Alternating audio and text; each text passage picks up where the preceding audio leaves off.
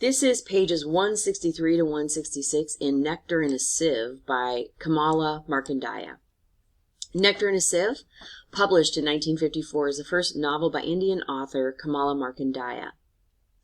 Written in first person, it tells the story of Rukmani, a woman from a small rural village in southern India, from the time when she's married until her husband's death many years later. It explores changes to traditional ways of life in the first half of the 20th century in India. In this excerpt from the novel, Rukmani returns from the village where she and her husband Nathan have made a home. They have come to pay a visit to her dying mother. While in her parents' house, Rukmani encounters Kennington, a white doctor whose influence creates some of the many changes to Rukmani's life that the novel chronicles. "Do not worry," they said. "You'll be putting lines in your face." They still say it, but the line's already there and they're silent about that. Callie said it, and I knew she was thinking of her own brood. Kunthi said it, and in her eyes lay the knowledge of her own children.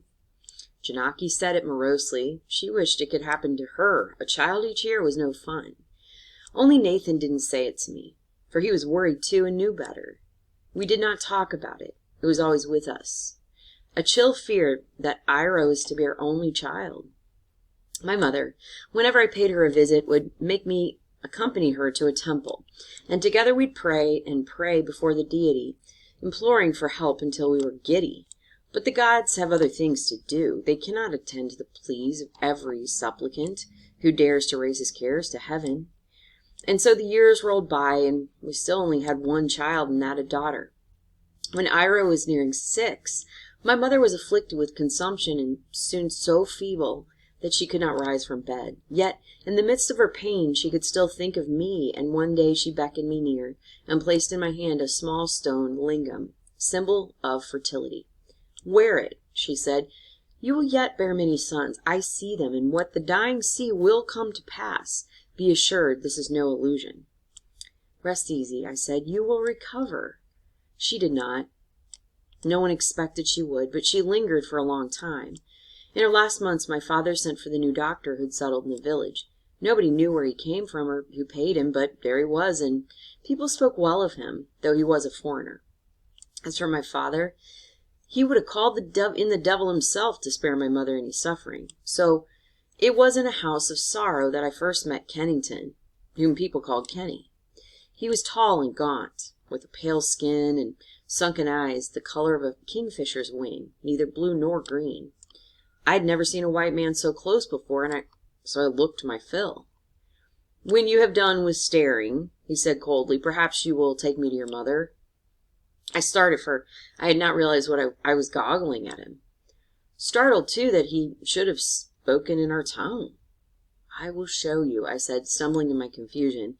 My mother knew no man could save her, and she didn't expect miracles. Between her and this man, young though he was, lay mutual understanding and respect, one for the other.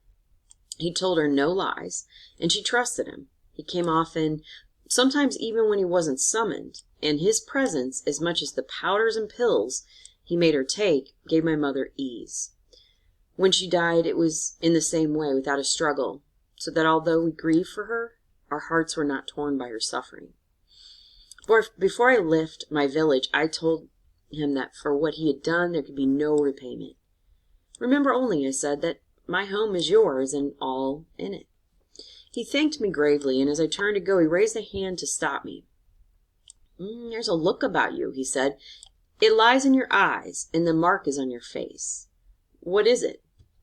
"Would you not grieve too?" He said, "if the woman who gave you birth was no more than a handful of dust?" "It's not that alone. The hurt is of longer standing. Why do you lie?" I looked up, and his eyes were on me. Surely, I thought, my mother has told him, for he knows, but as if he guessed my thoughts, he shook his head. "No, I do not know. Tell me." I held back. He was a foreigner, and although I no longer stood in awe of him, still the secret had been long locked up in my breast, and would not come out easily. "I have no sons," I said at last heavily. "Only one child, a girl." Once I started, the words flowed. I could not stop myself. "Why should it be?" I cried. "What have we done that we must be punished? Am I not clean and healthy? Have I not borne a girl so fair people turn to gaze when she passes? That does not seem to help you much, he said shortly. I waited. If he wishes to help me, he can, I thought. So much faith had I in him.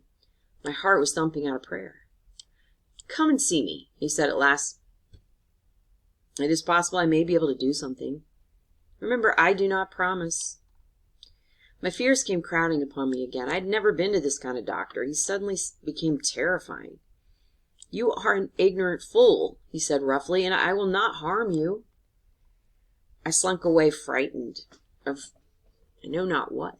I placed even more faith in the charm my mother had given me, wearing it constantly between my breasts. Nothing happened. At last I went again to him, begging him to do what he could.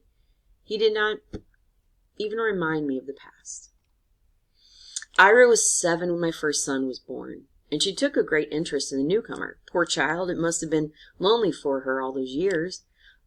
Callie and Janaki's children were much older, and as for Kunthi, she preferred to keep aloof. Her son was a sturdy youngster and would have been a good playmate for my child, but as the years went by, her visits to our house grew less and less frequent, until at last we were meeting as strangers. My husband was overjoyed at the arrival of his son, not less so my father.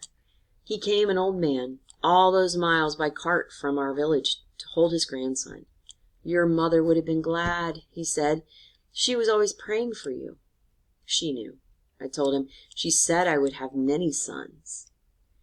As for Nathan, nothing would do but that the whole village should know, as if they didn't already. On the 10th day from the birth, he invited everybody to feast and rejoice with us in our good fortune. Callie and Janaki both came to help me prepare the food, and even Kunthi's reserve crumbled a little bit as she held up my son to show him to our visitors. Between us, we prepared mounds of rice, tinting it with saffron and frying it in butter, made hot curries from chilies and dal, mixed sweet, spicy dishes of jaggery and fruit, broiled fish, roasted nuts over the fire, filled tin gourds with coconut milk, and cut plantain leaves on which to serve the food. When all was ready, we spread the leaves under the gaudy marriage pandal Nathan had borrowed for the occasion, and ate and drank for long, merry hours. Afterward, Kunthi was persuaded to play for us.